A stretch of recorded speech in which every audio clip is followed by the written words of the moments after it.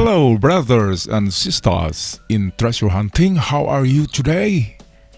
Shout out sa aking mga taga-subaybay sa aking channel. Maraming salamat. At sa inyo na bago pa lang sa aking channel, you are so welcome here. And we have another story to tell. Ito ay true story on treasures hidden in our plain sight. Alright guys, ito ay isang totoong istorya ng nakuhang ginto in 1994 while the DPWH ay nag-rehabilitate ng mga tulay, ang Department of Public Works and Highways. 1994 ito. Ito ay isang totoong istorya ng recovered golds na hindi sinadya at aksidente lang. At kung para kayong maniwala, nandito ang GPS location ng bridge na yan. Ito, so dito mismo matagpuan sa may entrance ng tulay dyan, yung nilagyan ng pin. Accidentally na natamaan ng grader or yung parang bulldozer kasi nirepair yung road tsaka yung tulay. So diyan natagpuan ang mga golds na ibinaon ng di umano'y engineering battalion ng Japanese Imperial Army noong 1945. Kaya ang treasure ay nasa ating kapaligiran lamang, in our plain sight.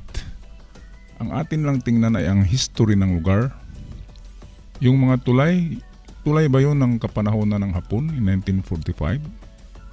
Or kung bagong tulay yan, walang treasure dyan. So ano bang tingnan natin ng mga sign para malaman natin ang treasure? Ang tulay kasi na ito ay meron daw nakalagay na ganitong sign. Dito daw sa entrance, sa unang poste nakalagay dito ang sign, tapos ganun din dito magkabilaan ng sign, at ganito lang, simple lang na sign, parang hagdan, that is top view of bridge, tapos treasure sa gilid. Always keep in right guys, kung papunta doon sa bandang kanan yung treasure. Kung napansin nyo, kung papunta naman dito, keep right always, at nasa pinakahuling poste sa foundation malapit ang treasure. So kung papunta ka naman doon, ay nasa right pa rin ang pagbaon ng treasure ng mga Hapon. Bakit naman nasa tulay? Kasi alam ng mga Hapon na ang foundation ng tulay ay hindi yan basta-basta mawawala. Kahit i-renovate yan, yung old bridges, and nandiyan pa rin yung mga foundation sa river or sa yung pinagdugtong na lupa. Meron akong nakitang mga old bridges doon papunta sa Surigao del Sur, sa Tandag going to Mangagoy. Merong mga old bridges doon na detour na, hindi na ginamit, at may bagong modernong bridges na. Maganda siguro puntaan doon guys, kung taga roon kayo, check those old bridges. Alright, so sa ganitong diagram pinakita natin na dito ang posibilidad na merong makabaon na treasure. Kung wala, dito mismo sa entrance, gaya ng nangyari sa DPWH, yung sinabi natin 1994, ang accidental nila mahukay dito mismo. Hindi naman yung hinukay, kundi gumagawa sila ng road repair at repair na rin sa tulay. At sa swerte nila ay natagpuan nila yung mga gold bars na dyan lang binaon sa entrance of the bridge. At ang GPS location, para kayo maniwala, nandyan. So tingnan nyo na lang. Sa palagay ko nasa Bulacan ito, sa Luzon, sa part of Luzon yan. Okay guys, so punta naman tayo sa ibang mga structure na nandyan lang palagi sa ating harap pero hindi natin napansin Kasi kulang tayo sa history. Okay? So atin ang tingnan.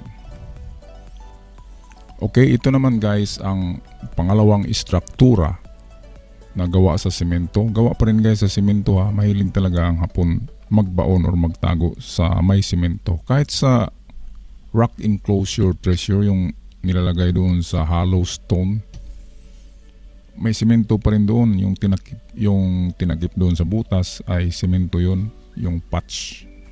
So okay, ito ay staircase, hagdanan. Siguro meron na kayong narinig na ganitong treasure guys, di ba? Kasi talagang totoo ito. Ito ay nangyari. Ang istoryang ito doon sa Sarangani province. Meron doon old Spanish house na doon nakatira yung mga sundalong Hapon, at before sila nag-surrender, alangan naman na ibaon pa nila sa bundok. Malapit na yung mga Amerikano, kaya doon na lang nila ibinaon sa hagdan. So ang nangyari doon sa narinig ko, sa isa pang kaso, kasi maraming kaso na ganito na sa hagdan na lang ibinaon. Kahit tayo guys, di ba, kung meron tayong susi sa ating bahay, dito natin yan nilalagay, di ba, sa may hagdanan, sa floor mat, ating pinatakipan lamang. So ganun din ang mga Japanese, kasi Asiano, pare-pareho lang tayo halos ng karakter. So sa narinig ko ay dito mismo guys sa landing, itong landing na ito, kasi nabubuhat yan eh. Itong narinig ko naman doon ito sa isla, sa Samar Leyte yata. Yung landing, yun na lang ang natira, kasi yung bahay na nakatayo dito, nasira na yung bahay kasi made of nipa house lang. Pero yung mga Hapon pala na nakatira doon, yung ginawa nila na landing sa staircase ay konkrito at nakabaon yung kalahati dito guys. So ang nakikita manipis lang, sa ibabaw ito lang. Pero yun pala, meron doon 4 na gold bars na nakapalaman dito. So 4 guys, 4 na gold bars na tig 12 kilo kada isa niyan, kasi malaki ang gold bars noon. So merong 4 na nagapalaman sa landing na yan, at kung buhatin mo yan, mga 60 kilos yan, hindi yan mabubuhat yata ng isang tao. So kaya hindi yun nabuhat ng mga tao doon sa Samar. Yun ay kung ilang dekada na nandyan lang sa lupa, nakikita nila na kwadrado na simento, hanggang sa isang beses biglang naglaho. At nakita nila yung biyak na lang, na biyak at mayroong mga hulma na parang gold bars. Kaya ganun ang nangyari. Itong sa kaso naman na ipapakita ko ngayon, ito ay sa Sarangani sa Mindanao. Ito ay totoo talaga to na picture guys. This is old Spanish staircase in Mindanao with 3 deposit of gold bars. Saan ba nakalagay guys ang deposit of gold bars? Kanina yung sinabi ko doon sa Samar, dito yun. Ngayon dito sa kaso na ito doon sa Sarangani, wala na yung, kung makita nyo, wala na yung ancestral house dyan. Tagal na, nagigiba na, kasi made of wood lang. Pero ang natira itong simento na concrete staircase na meron palang sikreto. Napakaswerte naman ang nakakuha. Kaya lang guys, alam niyo ba kung sino ang nakakuha niyan? Yung foreigners na treasure hunter na gumagala dyan sa Sarangani in mga 1985 to 1990s. Gumagala yun siya. At ngayon siya ay matanda na, nandun na siya sa taga-England yun, hindi yun talaga Amerikano, taga-England. Mayaman na doon na nag-relax na lang siya guys with complete amenities ng buhay. Nandiyan na lahat kasi pinagpaguran niya. Kita nyo naman, from England to the Philippines, tapos Luzon, andin sa Mindanao siya nagtagal, at sa Mindanao marami siyang natagpuan sa Mindanao. So number 1 spot, hindi itong nilagay ko dito Sa kasong ito guys ay 3 deposit. Parang matawag natin na giveaways, pero 3 deposit kasi yan. Kung kada deposit may 4 bars, all in all merong 12 bars sa deposit na yan. So estimate lang natin yan So ito guys ang number 1 spot. Yan ang unang lugar. So kita nyo naman may butas siya. Ito ang number 1 spot kung saan nakuha yung unang golds. Ngayon, saan ba yung pangalawang spot guys? Nakikita nyo ba? Dito ba? Dito? Dito ba sa gilid? Yung hindi ko itinuro, nandun, ito sa ibabaw. Sino ba naman magakala na meron dyan sa ibabaw? Grabe naman tong mga hapon, kahit saan na lang sinusok-sok yung mga gold bars. So ito yung number 2 place kung saan tinago nila ang gold. Ulayan natin ang blue. So number 2 siya. Ngayon, guess ulit tayo. Saan ba yung number 3? Kasi 3 deposit yan.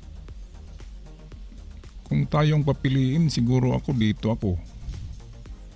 Or dito.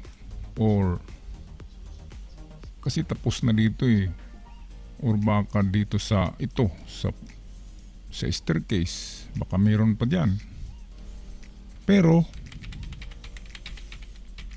ayon sa nakakuha, ang pangatlong deposit of gold na nakuha niya ay dito mismo sa ilalim. Diyan hinukay niya dito. At wala pang 1 meter papunta doon. Half meter lang. Nakuha niya na yung box of gold. In ammunition box. Maliit lang na box. Matawag natin na giveaways, pero napakalaking giveaways na yun. Mga taga Sarangani dyan sa Glen Island, kung makita nyo ito, kasi sa Sarangani ito guys, pag nakita nyo yung staircase nito baka nandyan pa yan.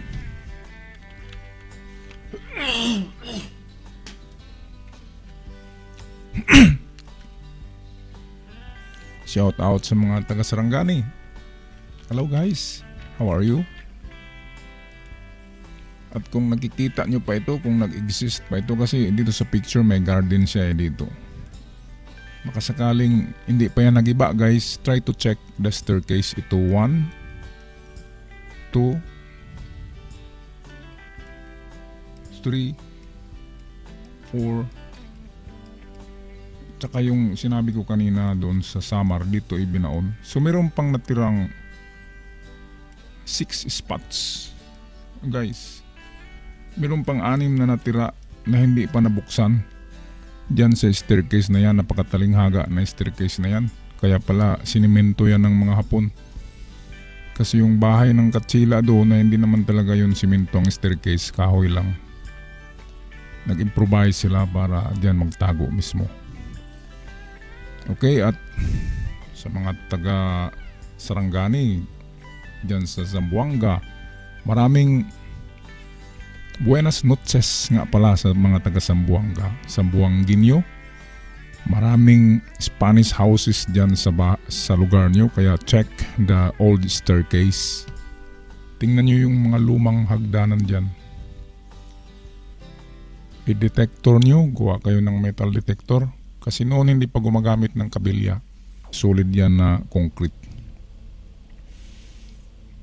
Kaya check nyo yung mga lumang staircase dyan. Mga taga Zamboanga, check nyo ang mga lumang staircase, mga hagdanan dyan na Spanish period or yung tinatawag natin na Japanese period in 1944. Kasi ang Zamboanga ay famous yan na ang kanilang mga ancestors, sila yung mga descendants ng mga Spanish. Kaya maraming Spanish houses sa Zamboanga, and I believe some of the staircase of those Spanish houses, yung mga lumang staircase, ay mayroong nakatagong ganitong istorya, yung gold underneath the staircase. Basta't luma, panahon ng Spanish at panahon ng Hapon in 1940s. Okay guys, so punta naman tayo sa iba pang istruktura na nagtatago din ng gold in our plain sight na hindi natin napansin. Okay guys, at ang ating pangatlong istruktura na nagtatago ng lihim ng tagong yaman sa panahon ng Hapon ay ang tinatawag na boundaries. Ano ba yung boundaries? Minsan ganito ang itsura ng mga boundaries. Ito ay ginawa para sa pangalan ng isang gobernador. At ito ay napapanahon din ito ng 1940s. Baka mayroon dito guys, kung alam nyo kung saan ang arko na ito. Check nyo yung foundation yan. Kaya lang nasa syudad na, hindi nyo mahukayan. Sayang, giniba ka agad ng gobernador, yung sumunod na gobernador, kasi natalo ang incumbent. Kaya pinalitan ng bago. Sinira kaagad yung arko na gawa ng unang gobernador. Sayang ka. Kung nakita nyo yung poste, yan ay kasing edad ng Santo Tomas. Ganyan ang mga style ng poste noon. Tinatawag yan na classical style. Kaya sa palagay ko meron dyan. Punta tayo sa ibang picture ito. Yung ating muhon na kung saan dito natin makikita. Ito yung diagram niya. Karamihan ay sa baba mismo ng boundary na muhon na ganyan. Diyan mismo sa baba, kung wala diyan sa banda rito or sa kabila.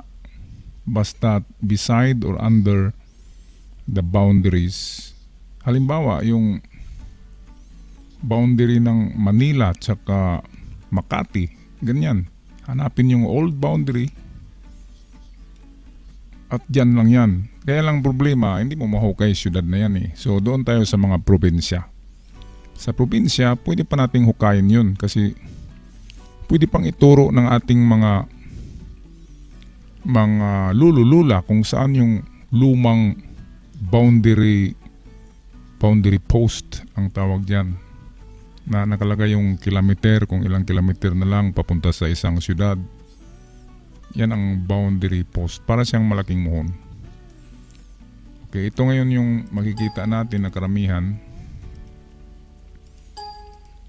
Ito yung karamihan sa mga muhon, pero ito ay bago na, 1980s na to eh. Panahon to ni Marcos, 1980s. Wala nang nakatago dyan. Yung mga muhon na 1940s pa ay meron. Ito wala na to guys, itong ganitong klase. Ito ay lumang muhon, iwan ko lang kung saan to na muhon na lugar. Yan ay 1930s pa, panahon ng mga Spanish, before the coming of Japanese to the Philippines. At ito naman guys, sa Cordillera to eh. Kung napansin nyo, anong napansin nyo guys sa picture?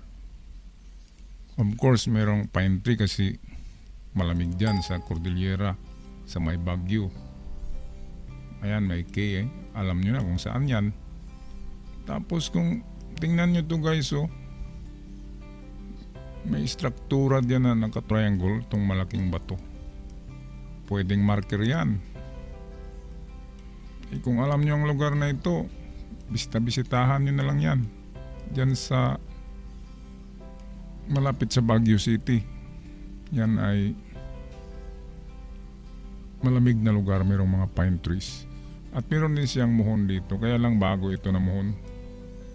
Ito ay mga 1990s na. Pininturahan lang, pero ang medyo ano sa akin, yung parang controversial ay itong tatlong bato na ito. Kaya check it out guys. Baka nandyan lang sa bakuran nyo. Sabi ko nga, in our plain sight ay makikita natin ang mga ganyan. Ngayon, tingnan natin ano ba ang lalim ng boundary post or the barangay boundary monuments. Malalim yan guys. Ito sa sentimetro, ganito yan. At ito yung barangay boundary monuments na luma. Ganito ang kanyang diagram. Ito ay matagpuan sa Ilocos. Ito Ilocos Norte. Ganito ang mga boundaries doon, yung barangay boundaries na baka merong nakatago sa gilid or below the sign. Okay, so malalaman mo guys na ito ay luma na boundary monuments kasi meron siyang copper dito. Copper, parang bronze yan. Yan ay copper. Non-corrosive. Parang bronze. Ayan. Nilalagyan talaga yan ng copper para palatandaan na yan ay monument ng barangay. At ang iba niyan ay kapanahonan pa ng Hapon. So, ang taas niyan guys ay 1 meter. Pinakamababa ay 1 meter to 120 meters or 1.20. Ayan, tas ang nakabaon niyan ay almost kalahati. Hindi yan pwedeng buhatin ng tao. Sadyang nilaliman ang pagbaon kasi boundary nga ng lugar. At sa bawat boundary, ang mga boundary kasi may mga GPS yan sa Japanese. Alam nila yung mga boundary ng lugar sa Pilipinas. Kaya minsan doon nila binabaon dito sa gilid ng mga boundary monuments na yan. Diyan binabaon ang mga treasure dito. Minsan dito or mismo sa baba dito. So 3 o 4 meron pang sa harap. 5 spot sa paligid ng barangay boundary ang inyong tingnan. Pero madali lang yan guys. Wag ka agad maghukay. Hukay ng hukay ka agad. Gagawa kayo ng rod. Alam nyo ba yung kabilya? Yung rod. Lagyan nyo ng handle dito na tubo. I-welding. Tapos sa dulo, lagyan nyo ng bulitas. Yung balls. Ball bearing. Steel balls ang tawag. Steel balls. Ano bang gamit niyan? Ang gamit niyan, yan ay ginagamit ng mga antique locators, yung tinusok-tusok sa lupa. Yan ay itutusok sa lupa. Hindi matulis yung dulo niya, bulitas yan. Yan ay steel ball, steel balls. Yung sa bearing, kumuha lang kayo sa bearing, sa motorcycle bearing, kumuha kayo doon at ipa-welding nyo sa dulo. May haba yan na 2 meters mahigit. 2 to 3 meters ang haba niyan. Para yan ang itusok nyo dyan. Pag tatamaan tong ibabaw, example dito, tatamaan yan, tutunog yan. At alam nyo na box yan. Kasi pantay, tusok ka naman dito. And then kung ma-feel mo na square talaga, ganun din dito, tusok ng tusok ka. Hindi mo masisira yung lupa. Kasi kung huhukayin mo kaagad yan, masisira ang monument. Magalit pa sa iyo ang barangay chairman, pati na yung barangay captain, at baka makulong ka pa. Kaya tusukin lang guys ng gamit ng rod. Okay? May bulita sa dulo, tapos meron dito handle na tubo. Ipa-welding nyo yan. Yan ay kabilya, pang tusok-tusok lang. Para ma-feel nyo kung merong box or cement doon sa ilalim ng lupa. At hanggang dito na lang muna ako guys. Maraming salamat sa inyong panunood at pagtangkilik sa aking channel. At sa mga baguhan pa lamang, please subscribe my channel so that my upload will automatically pop up on your Android cell phones. Maraming salamat at ako'y mag-iwan ng ating kasabihan na don't stop chasing for that golden dreams. Ciao for now.